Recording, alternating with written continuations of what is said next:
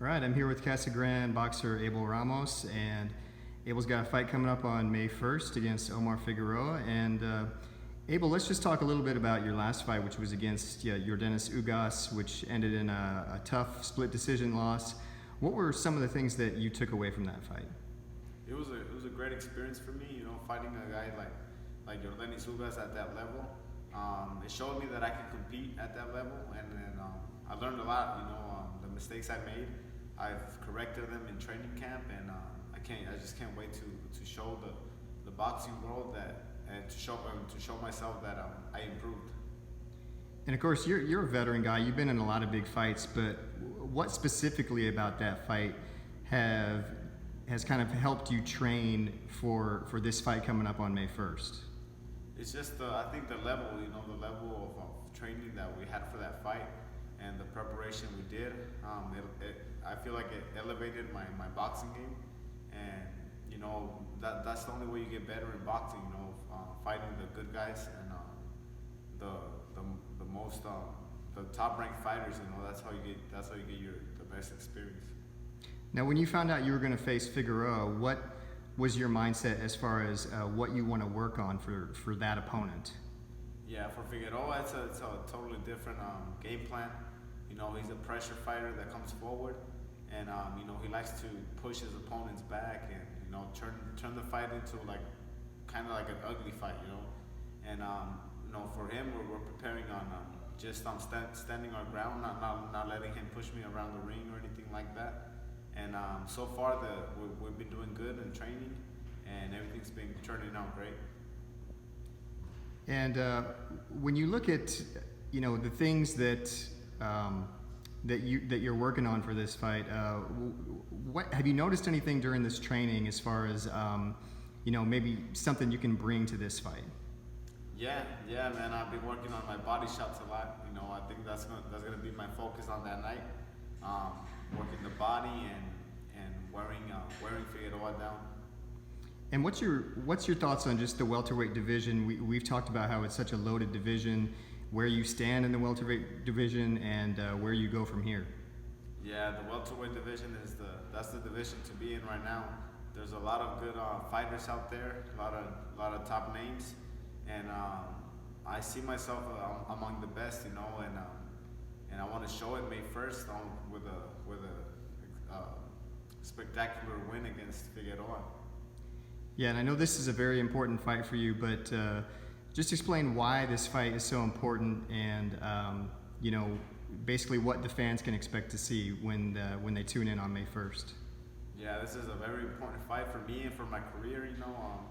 It's tough in boxing when you get 2 losses in a row. I'm coming off a loss, so I gotta make a big statement with this fight, and that's why I'm training hard, like never before, to make that statement. Okay, we're here with Jesus Ramos, who's got a fight coming up May 1st against Javier Molina. And Jesus, some people are saying that this is a big step-up fight for you, but what are your thoughts as you head into this matchup? I think on paper it is a big step up for me. Javier Molina has a lot of experience. He's a 2008 Olympian, so he's more experienced. But I feel like I'm ready for this step up. I feel like I've been in there with world champions like Terrence Crawford and all of them, and I feel like it's time. It's time to start stepping up against these guys.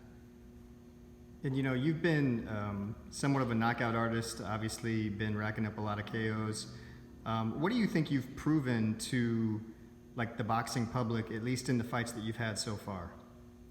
I mean, so far, you can only say that I'm a power puncher, but I feel like I have more to my arsenal. I feel like I can do so many more things. But like I said, until right now, to this point in my career, a lot of people just think that I'm a power puncher, and I mean they have all the right to believe that, because like you said, I've been knocking people out. But like I said, I feel like I can do way more than that. So the fact that this is going to be a pay-per-view card, it should be a pretty well watched fight with a lot of eyeballs on it. How do you feel about going into this? Is there kind of a a heightened level of excitement about this card? Yeah, the whole card is just Mexican versus Mexican fighters, and it's gonna be in LA. I know there's gonna be a lot of Mexican fans, and with it being pay-per-view, it makes it more exciting. We used to watch pay-per-views all the time. We used to buy the pay-per-views, and we just used to have cookouts. Me and my family, and now I get to be a part of one, and that's huge. What do you think are what's some of the strategy that you want to make sure that you work on in this fight? For this fight, like I said, I haven't been able to demonstrate most of my arsenal yet. So I want to do that. I want to show different stuff. I want to show that I can be creative in there. And I think Javier Molina is the guy to do that. He's going to be the guy that brings it out of me too. Is this kind of a time too for you to make a statement in the welterweight division? I believe so. Yes, I believe it's time to start making statements, and it all starts May 1st. And so, as far as the fans who tune into this fight, what can they expect to see in this one? No, it's gonna be a good fight. It's gonna be a good fight. I believe because Javier Molina is coming off a loss. He's extra motivated. He's extra pumped for this fight. He's gonna work hard. So I know he's not gonna back down.